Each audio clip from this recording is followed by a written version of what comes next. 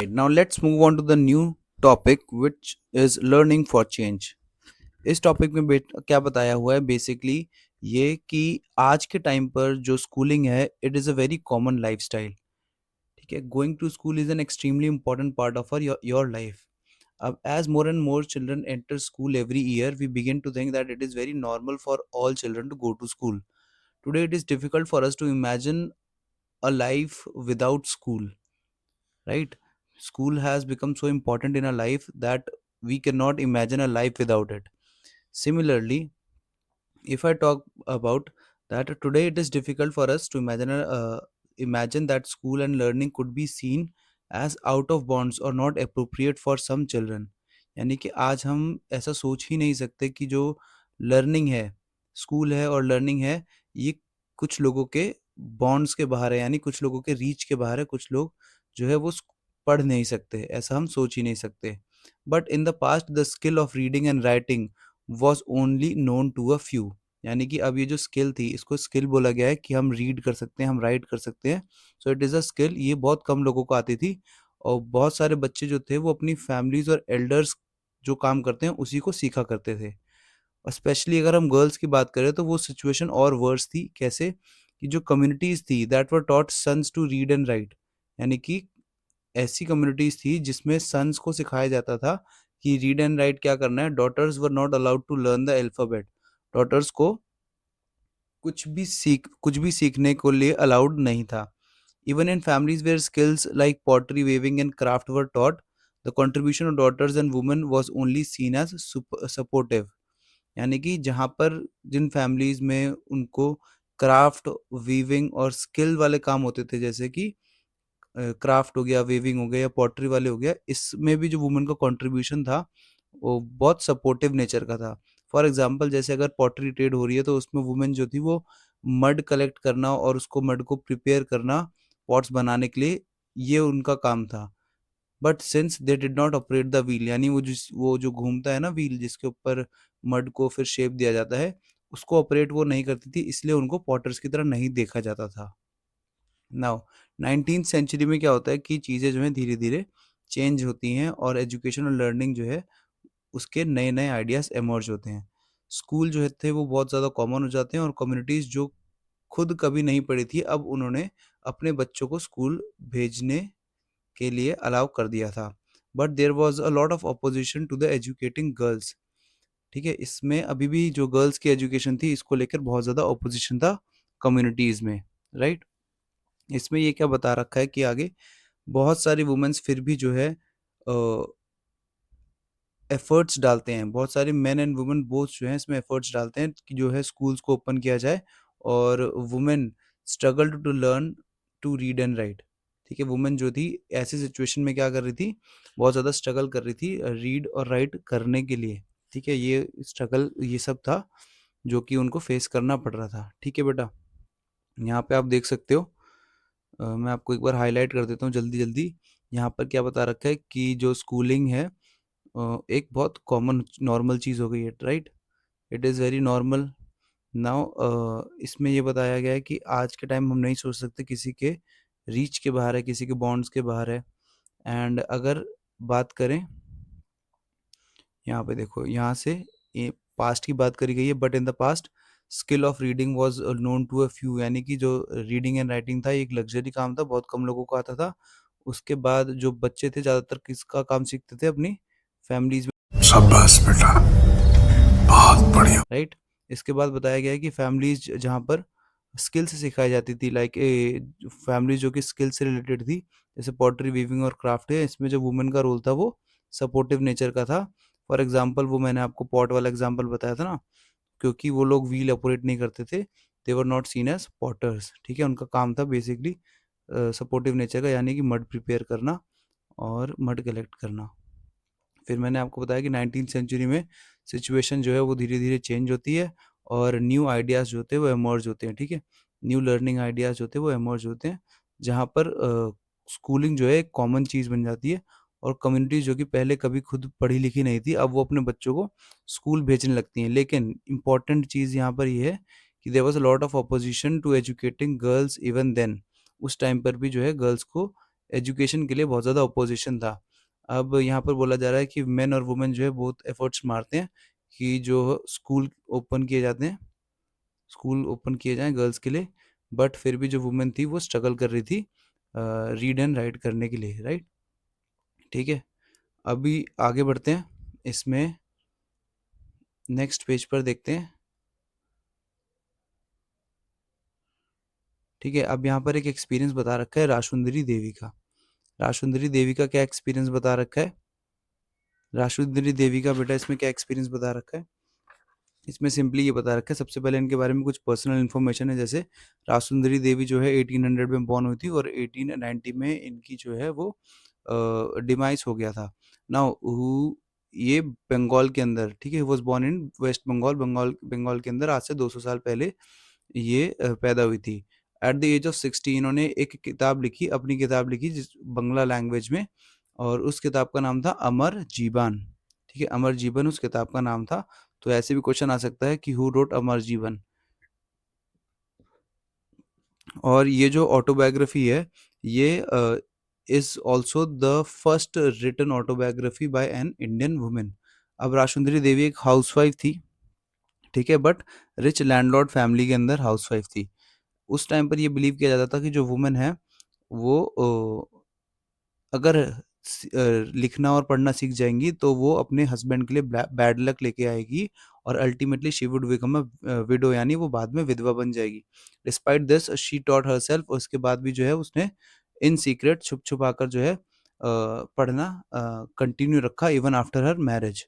ठीक है, इसमें ये बताती हैं कि इनका जब दिन स्टार्ट होता है, I would start working at dawn, यानी कि जो सुबह सुबह का टाइम होता है एकदम, जब सूरज निकला नहीं होता बट थोड़ी थोड़ी रोशनी आ जाती है, तो ये उस टाइम पर काम करना शुरू करती थी और फिर वेल बियॉन्ड मिडनाइट तक, ठीक है, रात 12 बजे तक ऑलमोस्ट ये काम करती रहती थी, विच में जिसमें इसको बीच में बिल्कुल भी जिसमें इनको बीच में बिल्कुल भी कोई रेस्ट नहीं मिलता था। अब ये सिर्फ 14 साल की थी इस टाइम पर, और इस टाइम पर एक ड्रीम को जो है ये पालती हैं, नर्चर करती हैं, जिसमें ये बताया जाता है कि she dreams of reading a manuscript, ठीक है, रिलीजियस मैन्युस्क्रिप्ट, यानी कि एक धार्मिक किताब ये पढ़ने की ड्रीम रखती थी। एंड उसके बाद कहती हैं कि I was unlucky in those days, women were not educated, later I begin to resent my thoughts. यानी कि पहले तो इनको लगता था कि ये बहुत अनलकी हैं क्योंकि उस टाइम पर जो वुमेन है उनको एजुकेशन नहीं मिलती, बट बाद में उन्होंने अपने विचारों को जो है वापस से सोचना स्टार्ट किया और ये सोचा कि उनके साथ क्या प्रॉब्लम क्या है अगर वो वुमेन है तो। ठीक है, women do not read, how will I do it. ठीक है, तो वुमेन तो जो है पढ़ाई नहीं करती, मैं कैसे करूँगी। तो ये सोचते सोचते एक दिन वो सो जाती हैं और फिर उसके बाद उनको एक ड्रीम आता है कि वो एक मैन्युस्क्रिप्ट पढ़ रही है चैतन्य भगत की। ठीक है, ये एक संत की यानी सेंट की जो है स्टोरी होती है, लाइफ ऑफ अ सेंट। इसमें बेसिकली उसी दिन क्या होता है, उनका she was working in the kitchen और उनके जो हस्बैंड होते हैं वो अपने एल्डेस्ट सन से कहते हैं कि मेरी बुक यहाँ पर रखी है चैतन्य भगत, एंड जब मैं मांगू तो इसको लेकर अंदर आ जाना। और फिर जो है वो अंदर ही उस किताब को छोड़कर चले जाते हैं। तो ये अंदर जाती हैं और सीक्रेटली जो है चुपके से उसका एक पेज निकाल कर उसको ध्यान से छुपा लेती हैं। अब उसको छुपाने में भी बहुत ज़्यादा इनको दिक्कत आई थी, क्योंकि अगर गलती से किसी को वो पेज मिल जाता तो जो है बहुत ज़्यादा प्रॉब्लम हो जाती। तो यही इन्होंने बताया। ठीक है, उसके बाद इसी टाइम पर जो इनका एल्डेस्ट सन है वो अपने अल्फ़ाबेट्स को प्रैक्टिस कर रहा था, और तो इन्होंने उसका जो अल्फ़ाबेट्स का एक पेज था उसको भी छुपा लिया था। और कभी-कभी वो क्या करती थी, वो जो पेज इन्होंने चैतन्य भगत का छुपाया था उसके लेटर्स को मैच करती थी अल्फ़ाबेट के लेटर्स के साथ। ठीक है, और जो उनको याद थे कुछ-कुछ लेटर्स, और फिर पूरे दिन में जो उन्होंने इधर-उधर से थोड़े-मोड़े वर्ड्स सीखे, सुने होते थे, उसको भी मैच करती थी जाकर वो चैतन्य भगत के पेज से। धीरे-धीरे मतलब बहुत मेहनत के साथ इन्होंने बाद में बहुत लंबे समय के प्रयास के बाद इन्होंने फाइनली सीख लिया कि कैसे जो है पढ़ना पड़ता है। अब इसके जब इन्होंने ये सीख लिया उसके बाद रासुंदरी देवी जो थी वो ईज़िली चैतन्य भगत को पढ़ पाती हैं। अब अपनी राइटिंग से, ठीक है, through her own writing she also give the world an opportunity to read about women's life. In those days, यानी कि खुद लिखती हैं कि जो वुमेन है उनकी लाइफ़ उस टाइम पर, जिस टाइम पर ये इतनी स्ट्रगल में इन्होंने सीखा पढ़ना-लिखना, तो उस टाइम पर जो वुमेन थी उनकी लाइफ़ में एक्चुअल में क्या-क्या प्रॉब्लम्स चल रही थी। नाउ नाउ राशुंदरी देवी जो है अपने एवरीडे एक्सपीरियंसेस के बारे में डिटेल में लिखती हैं और ऐसा भी बताती हैं कि ऐसा टाइम था उनकी लाइफ़ में जब उनके पास एक मोमेंट का रेस्ट नहीं था और आराम से बैठकर खाना खाने का भी उनके पास समय नहीं था। ठीक है, अब इसको एक बार देख लेते हैं हाइलाइट करके कि कहाँ-कहाँ पर है। मैंने आपको बताया ये एक एक्सपीरियंस शेयर कर रहा है राशुंदरी देवी का, जो कि कहाँ पर बॉर्न होती है, वेस्ट बंगाल के अंदर, और आज से लगभग 200 साल पहले। अब जब ये 60 इयर्स की होती है तो ये एक किताब लिखती है जिसका टाइटल होता है अमर जीवन, और ये जो है फर्स्ट बुक बन जाती है, first autobiography to be written by any Indian woman. Rashsundari Devi मैंने बताया कि हाउसवाइफ थी, ठीक है? लेकिन एक रिच लैंडलॉर्ड फैमिली में हाउसवाइफ थी, और उस टाइम पे ये माना जाता था कि अगर जो है वुमेन रीड एंड राइट कर लेंगी, देन वो बैड लक लेकर आएँगी अपने हस्बैंड के लिए, और फाइनली वो जो है विडो बन जाएँगी, ठीक है? इसके अलावा इसके बावजूद जो है वो सीक्रेटली जो है रीड राइट करना सीखती है इवन आफ्टर हर मैरिज।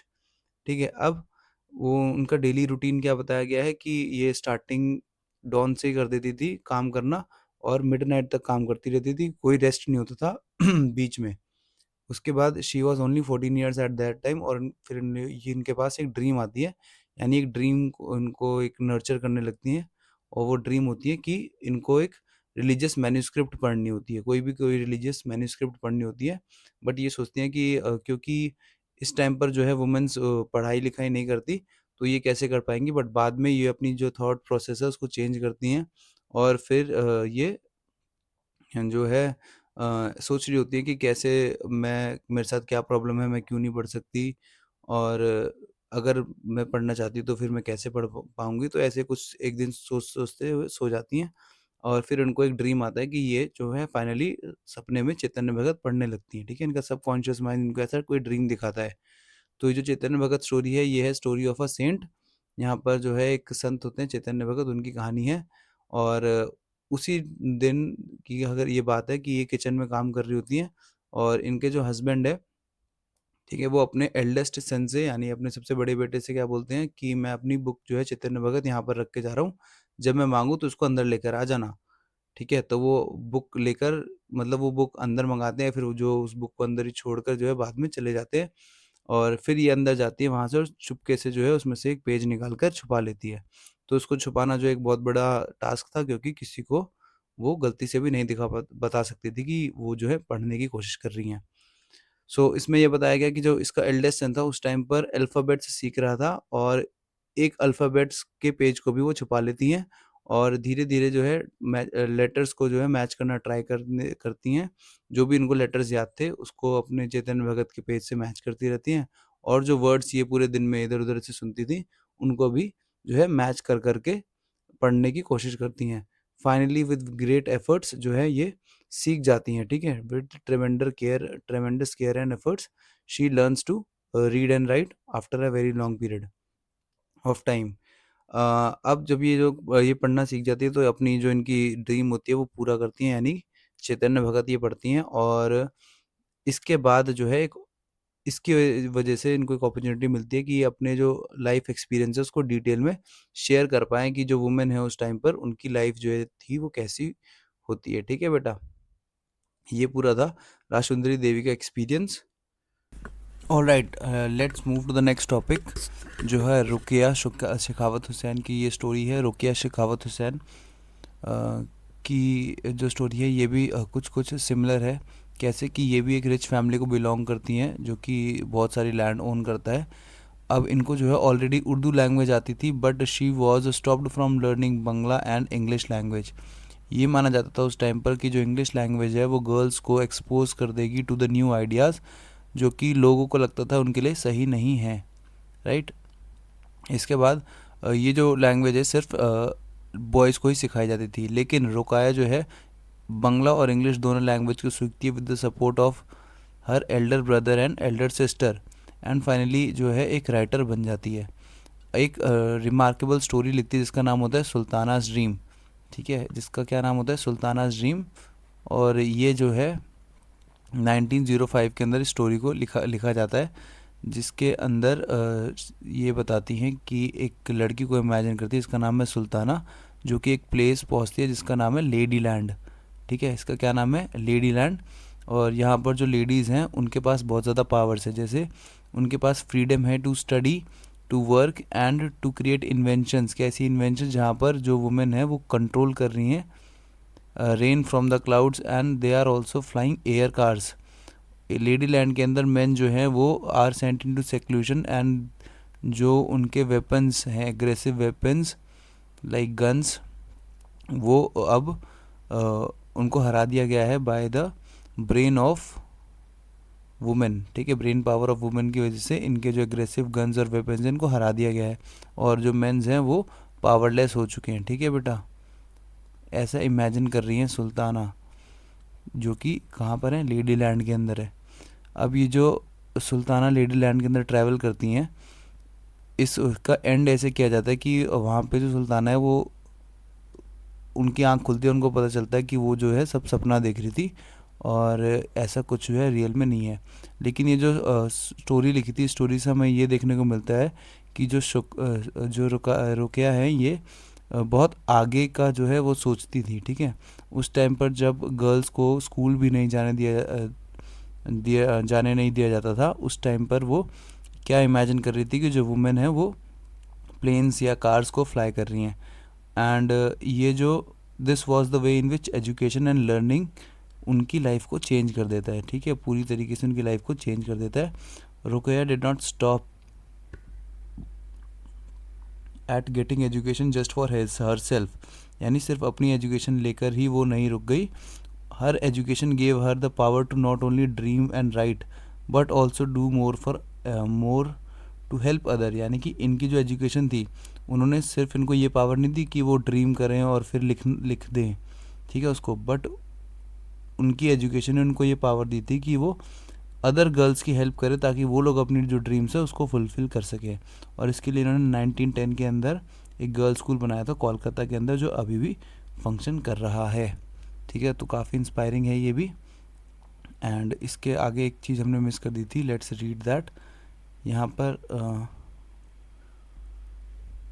ये चीज़, ठीक है, इरेजर,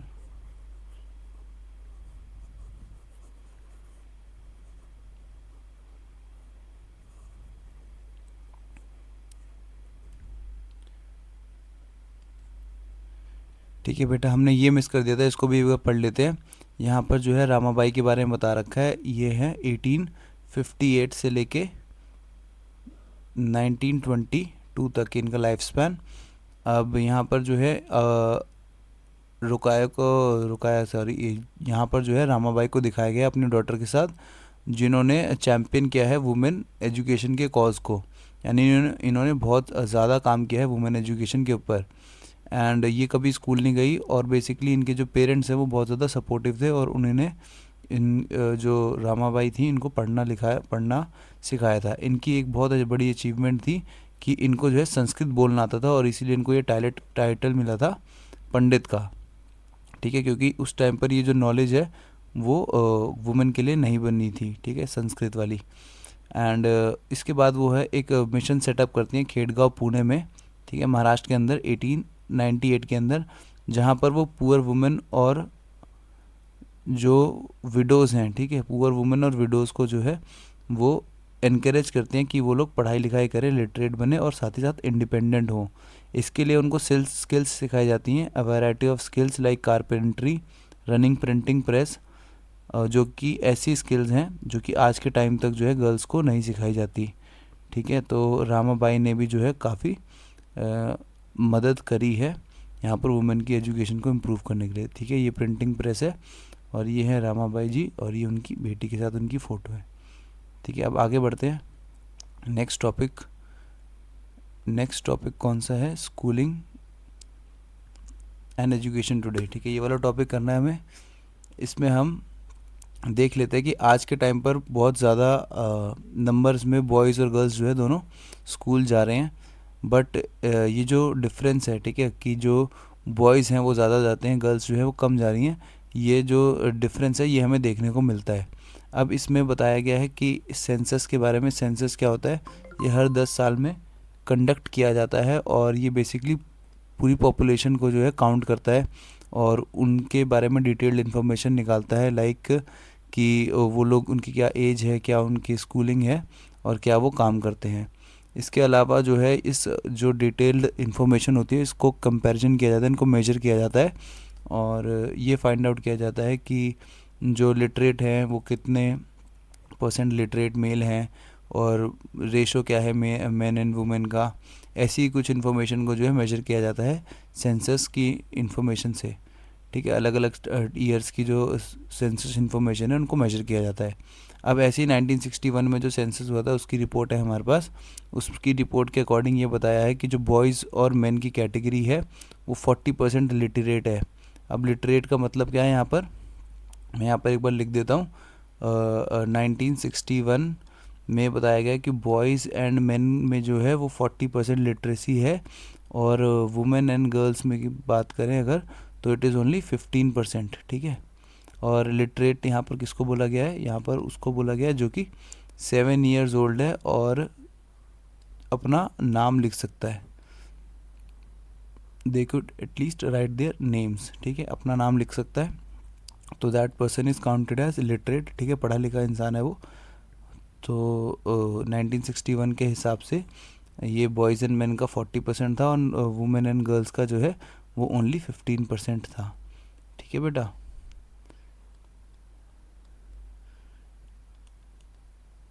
ठीक है, आप इसको देख पा रहे हैं कि ओनली 15% था वुमेन का और बॉयज़ एंड मेन का जो था वो 40% था। फिर उसके बाद 2011 में सेंसस होता है। ठीक है, 2011 में सेंसस होता है और ये आंकड़े जो है चेंज हो जाते हैं। ठीक है, 2011 में क्या हो जाता है? फिर 2011 की अगर हम बात करें तो यहाँ पर बॉयज़ के लिए हो जाता है 82%।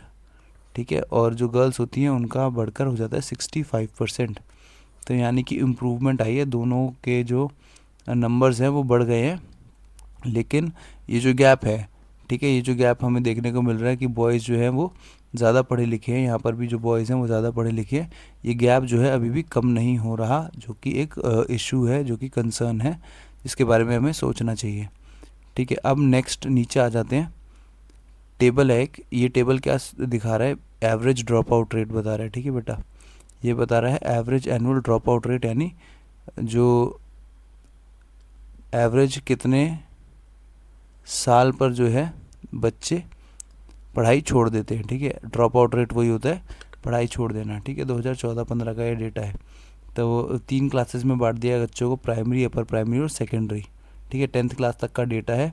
इसमें ये देखना है हमें कि कौन सी कैटेगरी के बच्चे हैं जो, इसमें एक मुस्लिम कैटेगरी भी है जो कि बाद में ऐड हुई थी, बट उसके बारे में जो डेटा है इसमें नहीं दिया है। ठीक है, मुस्लिम कैटेगरी भी है। तो अगर हम मेजर करें, ठीक है,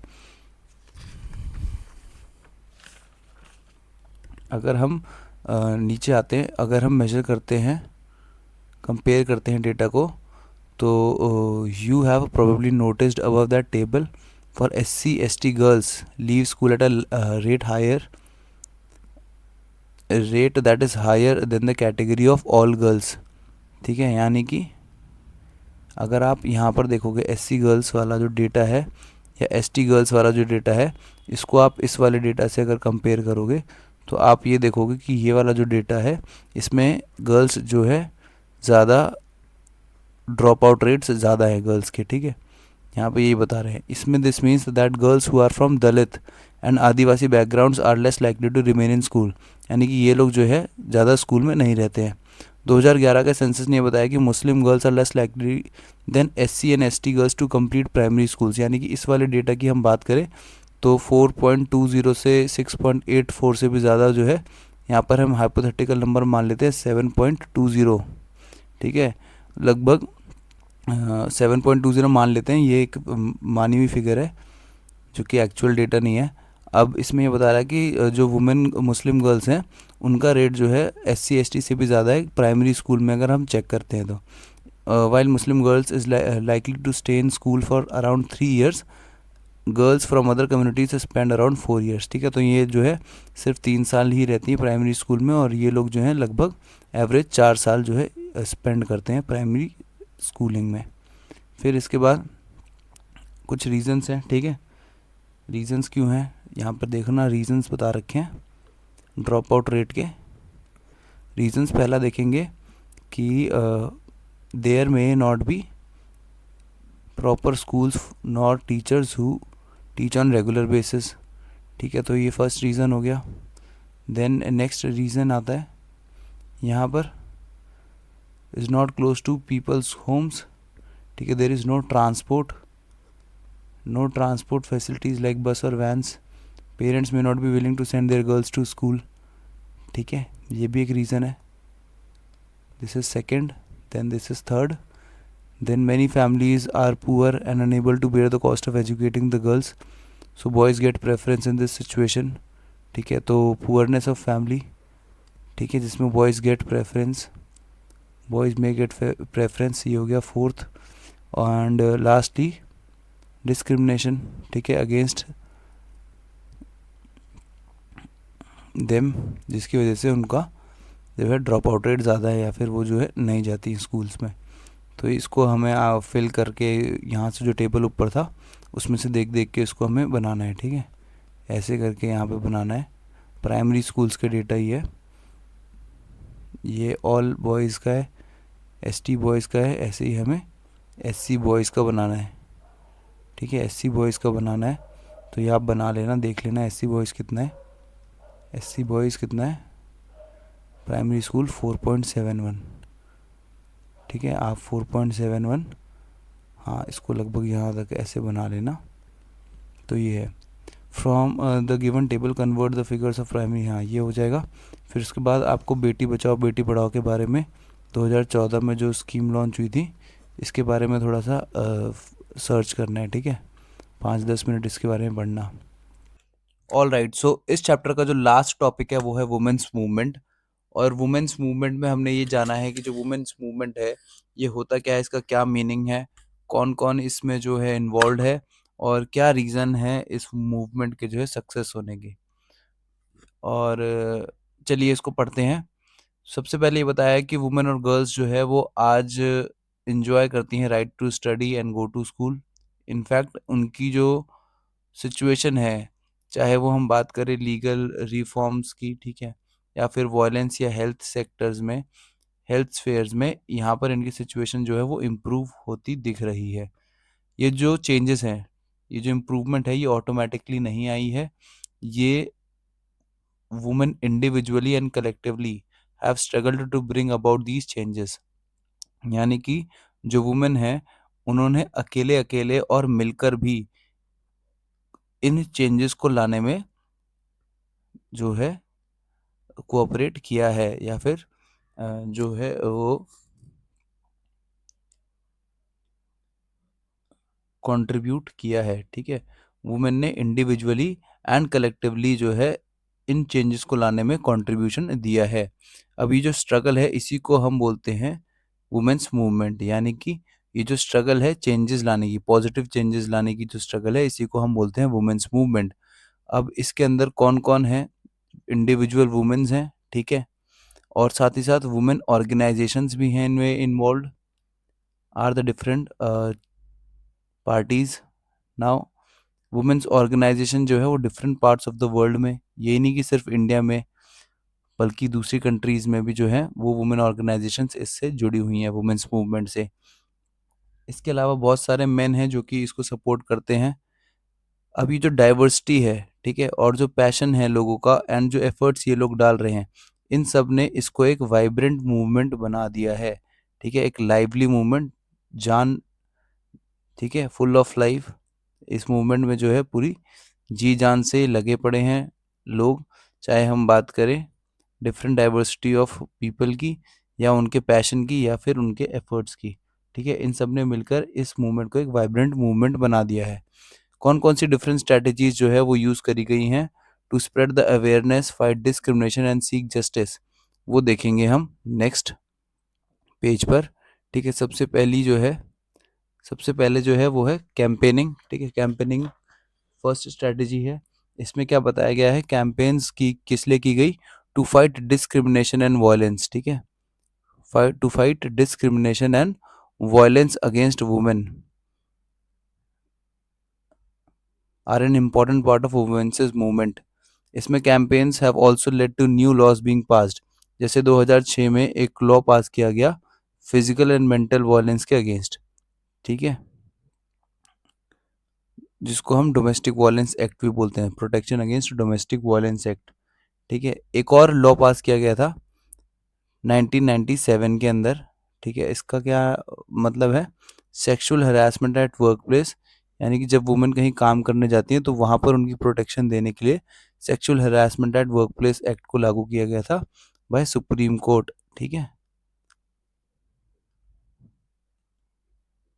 ठीक है, बाय सुप्रीम कोर्ट ये एक्ट जो है लागू किया गया था।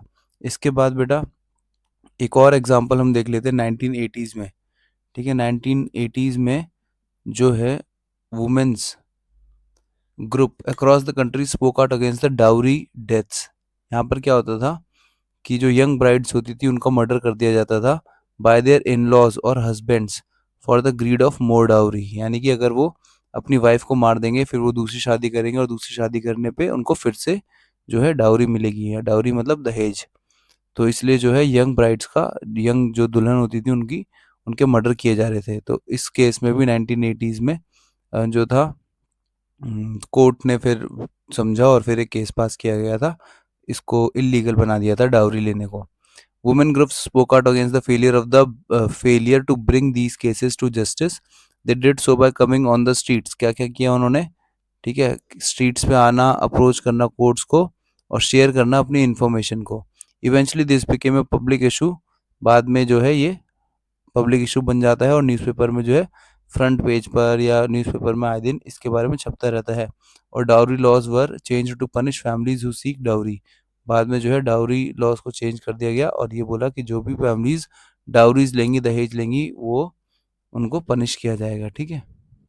यहाँ पर बेटा ये फोटोज देख सकते हो आप वुमेन्स मूवमेंट की, ठीक है, यहाँ पर जो वुमेन्स क्या कर रही हैं, पार्टिसिपेट कर रही हैं, स्लोगन्स ले रखा है इन्होंने, ये पोस्टर्स ले रखे हैं, स्लोगन्स बोलते हैं ये लोग, अलग अलग तरीके का ये जो है मूवमेंट कर रहे हैं। इसके बाद यहाँ पर सत्या रानी है ये, ठीक है, सत्या रानी ये यहाँ पर क्यों दिखा रखा है, basically is an active member of women's movement, जो कि सुप्रीम कोर्ट के सामने बैठी हैं और सारी फाइल्स जो है इनके चारों तरफ, वो फाइल्स किस चीज़ की है, वो एक लॉन्ग बैटल की फाइल्स है, जो कि ये अपनी बेटी के लिए लड़ रही हैं जिनको ये डाउरी केस में जो है मार दिया गया था, ठीक है, डाउरी के चक्कर में। नाउ नेक्स्ट पेज पे आता है रेजिंग अवेयरनेस, ठीक है, रेजिंग अवेयरनेस में क्या बता रखा है कि वुमेन्स मूवमेंट में एक स्ट्रेटेजी है अवेयरनेस को रेज करना, जैसे कि to raise public awareness on rights issue, women's rights issue के ऊपर जो है अवेयरनेस रेज करना। अभी कैसे किया जाता है, through street plays, songs and public meetings, ठीक है, ये तीन स्ट्रेटेजीज हैं रेजिंग अवेयरनेस के अंडर, कैसे कैसे किया जाता है, मेथड्स हैं बेसिकली स्ट्रैटेजी के अंडर, ठीक है बेटा, क्लियर है। डाउट है यहाँ पर देख सकते हो आप, स्ट्रीट प्ले हो रहा है, ठीक है, ये जो है एक स्ट्रीट प्ले हो रहा है, यहाँ पर जो है एक पोस्टर बनाया जा रहा है और पब्लिक मीटिंग्स होती हैं बेसिकली जहाँ पर लोग बहुत ज़्यादा अमाउंट में जो है लोग आते हैं और वो डिस्कस करते हैं किसी इश्यूज़ को डिटेल में, गाने वाने गाए जाते हैं, ठीक है, गाने बनाए जाते हैं प्रॉपर, वो भी एक तरीका है। नेक्स्ट इज प्रोटेस्टिंग, ठीक है, प्रोटेस्टिंग, प्रोटेस्टिंग में क्या बता रखा है, the women's movement raises its voice when violations against women take place, for example, ठीक है, जब भी वायलेशन होता है वुमेन्स राइट के तो लोग अपनी वॉइस को रेज करते हैं, ठीक है, वॉइस को रेज करते हैं यानी प्रोटेस्ट करते हैं। एग्जाम्पल किसका दे रखा है, व्हेन अ लॉ और policy acts against their interests, जब भी कोई लॉ या कोई पॉलिसी है उनके इंटरेस्ट के अगेंस्ट चली जाती है तो ये लोग अपनी वॉइस को रेज करते हैं। इसमें क्या लोग करते हैं, पब्लिक रैलीज निकालते हैं, ठीक है, वही मतलब पब्लिक मीटिंग्स हो जाती हैं, सब लोग रोड पे आ जाते हैं, डेमोन्स्ट्रेशंस करते हैं, ठीक है, डेमोन्स्ट्रेशन होता है यानी कि प्रूफ दिखाना, एविडेंसेस दिखाना, ये दिखाना कि हाँ हमारे साथ जो है इनजस्टिस हुआ है। ये एक पावरफुल वे है लोगों की अटेंशन अटेंशन को खींचने का टूवर्ड्स इनजस्टिसेस। नाउ यहाँ पर आप देख सकते हो काफ़ी पावरफुल इमेजेस हैं वुमेन मूवमेंट्स की। ठीक है, आगे बढ़ते हैं। नेक्स्ट कौन सा मेथड दे रखा है? Next method is showing solidarity. Showing solidarity का मतलब, सॉलिडारिटी का क्या मतलब होता है बेटा? इसका मतलब होता है यूनिटी। ठीक है, यानी कि हमें यूनाइट रहना है। Women's movement is also about showing solidarity with other women and causes. यानी कि जब एक वुमेन दूसरे वुमेन के कॉज के लिए खड़ी रहेगी, अदर वुमेन की सफरिंग में खड़ी रहेगी साथ, तो वो वाली वुमेन जो है वो इस वुमेन के लिए भी खड़ी रहेगी। ठीक है, दोनों एक दूसरे के लिए जो है खड़े रहते हैं। ठीक है, दैट इज शोइंग सॉलिडारिटी। और कॉजेस के लिए भी, यानी कि जो वुमेन्स हैं वो बाकी जो सोसाइटी कॉजेज है वो उनके लिए खड़ी रहेंगी, तो जो सोसाइटी है वो उनके कॉज के लिए भी खड़ी रहती है। तो इसको कहते हैं शोइंग सॉलिडारिटी, यानी यूनिटी बनाए रखना। अब 8 मार्च इंटरनेशनल वुमेन डे को सेलिब्रेट किया जाता है हर साल। ठीक है, इंपॉर्टेंट है। कब बनाया जाता है? 8 मार्च को, to celebrate and renew their struggles. यहाँ पर क्या देख रहे हैं? A woman holding up candles to demonstrate the solidarity between people of India and Pakistan.